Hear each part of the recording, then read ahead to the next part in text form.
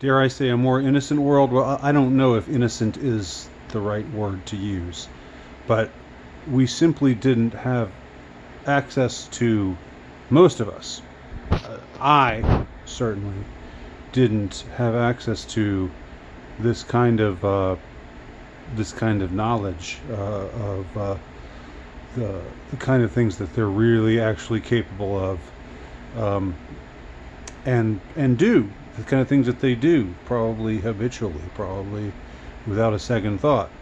Uh, um, so when I saw Wag the Dog, I kind of thought, well, this is just a kind of fantastical.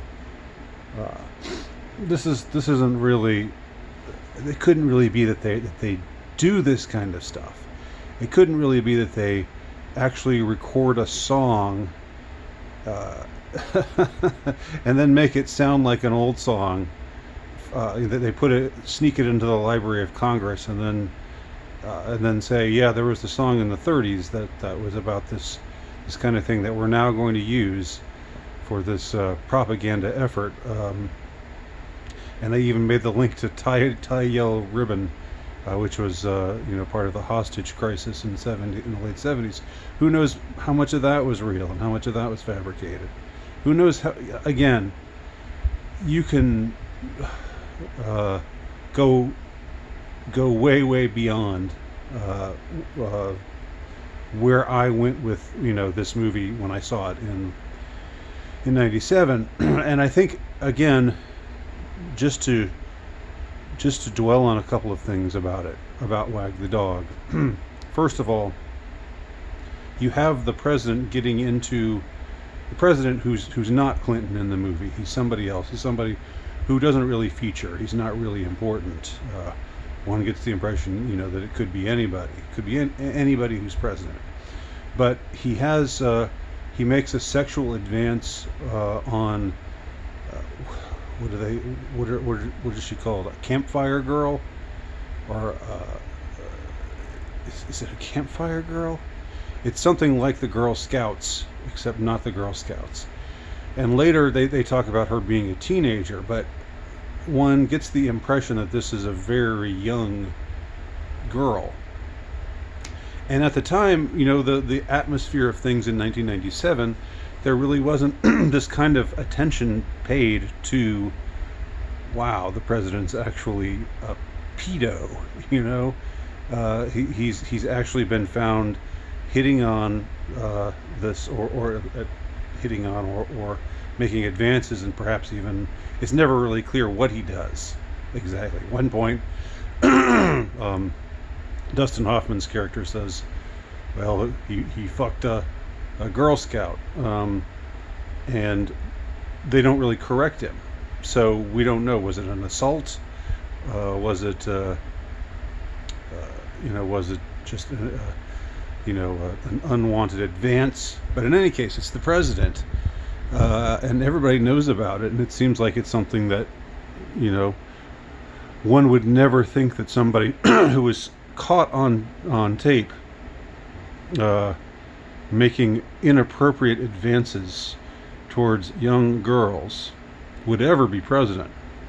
One would never think that could ever take place. That somebody a whole montage of young girls who he's menacing and giving unwanted attention to, that he could ever become president. That could never happen. That's only something that would exist in a bizarre alternate universe, not our own, surely. But anyhow, that aspect of it as well, this sort of tacit admission that the political class is sexually exploiting children. That's something that gets revealed in this movie, and that wasn't paid much attention to at the time, because there wasn't a lot of. This was in the very early days of the internet. There really wasn't much attention given to scandals like Pizzagate, like Bedogate, like the Franklin scandal, like Casa Pia, the Dutroux scandal. These things were known on some level by some people, but the whole idea of there being just this wholesale sexual exploitation of children by the elite class, by the political class, and that the president himself would do it. And then his handlers, his propagandists, would do their best to try to shift focus away from it in order that he would win he'd be able to continue as president. He would win the election because the public's attention would be taken away from this scandal, and would be everybody would be geared up for war and stuff. And when there's a war, everybody rallies behind the leader of a country. So all of these things are really quite interesting.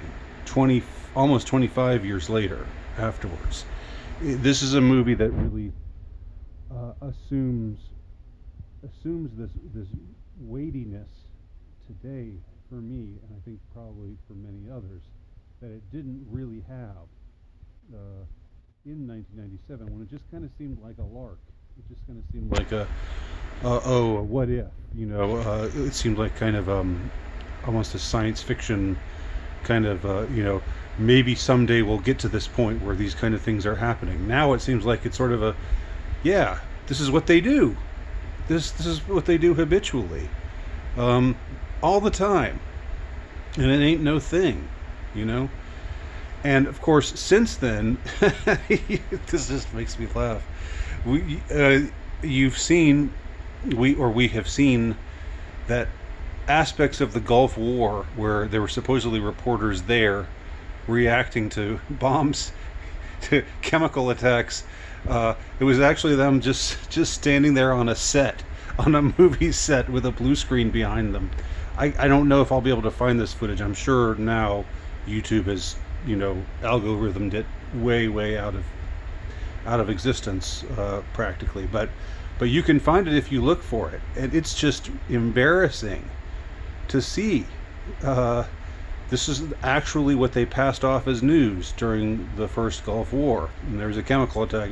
Oh, they're dropping chemicals again. Here we are at this in this hotel lobby in Riyadh, Saudi Arabia. Let's put on our gas masks. And it's all just so. It's a set. They're standing on a set. So much of what the so-called news is just showbiz, and that's what Wag the Dog revealed to us. Now, was it a sort of a was it meant to be a revelation? Was it meant to be was it somebody working within the industry who was trying to make this gesture in a way that was trying to open people's eyes, trying to wake people up, which is what I believe True Detective is. I think Mike Pizzioli, or however you say his name. Sorry, I'm probably not getting his name right. The maker of True Detective, I get the impression that he knows this kind of stuff and he wants people to catch on to it. That's just my impression. Was it that kind of thing, or was it a ha ha ha? This is what we do, and we're laughing at you for being so stupid to fall for it. David Mamet was one of the writers. So I don't know and he's a very famous playwright.